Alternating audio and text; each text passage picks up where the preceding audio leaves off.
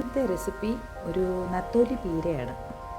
അതിനാവശ്യമായത് ഒരു അരമുറി തേങ്ങ, ഇതിലേക്ക് ഒരു 3 ചെറിയ ഉള്ളി, ഒരു വലിയ പച്ചമുളക്, 1/2 സ്പൂൺ മഞ്ഞൾപ്പൊടി, 1 സ്പൂൺ മുളക് പൊടി, 2 സ്പൂൺ മല്ലിപ്പൊടി എന്നിവയാണ് ഞാൻ ചേർത്തിരിക്കുന്നത്.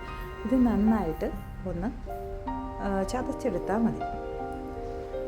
ഇനി കഴുകി വൃത്തിയാക്കി വെച്ചിരിക്കുന്ന നത്തോലി മീനിലേക്ക് ഒരു വലിയ തക്കാളിയാണ് ഞാൻ ഇട്ട് കൊടുത്തിരിക്കുന്നത്.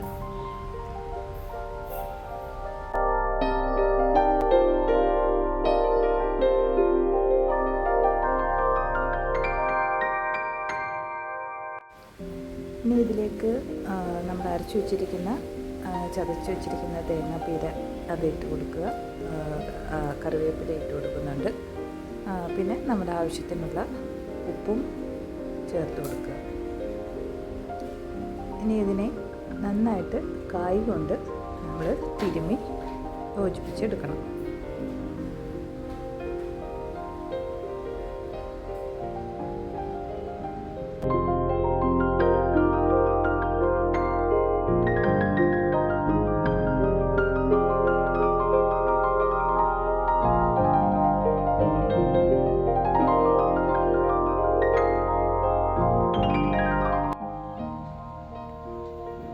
കൈകൊണ്ട് തിരുമുന്ന സമയത്ത് തന്നെ നമുക്കിതിലേക്ക് ഇഞ്ചി, പച്ചമുളക് എന്നിവ ചേർക്കാവുന്നതാണ്. ഞാനിപ്പോൾ ചേർക്കുന്നില്ല, ഞാൻ പിന്നീടാണ് അത് ചേർക്കുന്നത്. ഇപ്പം കൈകൊണ്ട് തിരുമിയതിന് ശേഷം അതിലേക്കൊരു 2 സ്പൂൺ വെളിച്ചെണ്ണ ചേർത്താണ് ഞാൻ ഗ്യാസിലേക്ക് ഇത് വെക്കുന്നത്.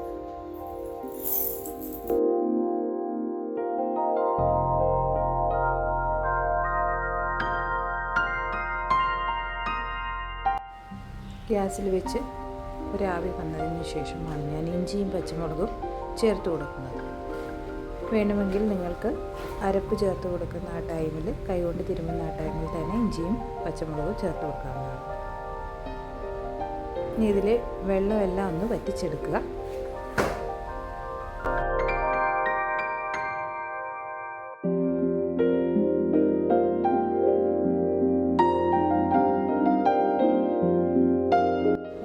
വെള്ളമെല്ലാം വറ്റി വന്ന ശേഷം അതിലേക്ക് കുറച്ച് കറിവേപ്പിലയും 1 സ്പൂണോളം വെളിച്ചെണ്ണയും ചേർത്ത് നമുക്ക് ഇത് ഗ്യാസിൽ നിന്നും വാങ്ങി വെക്കാവുന്നതാണ്. നെത്തോലി പീര റെഡിയാണ്.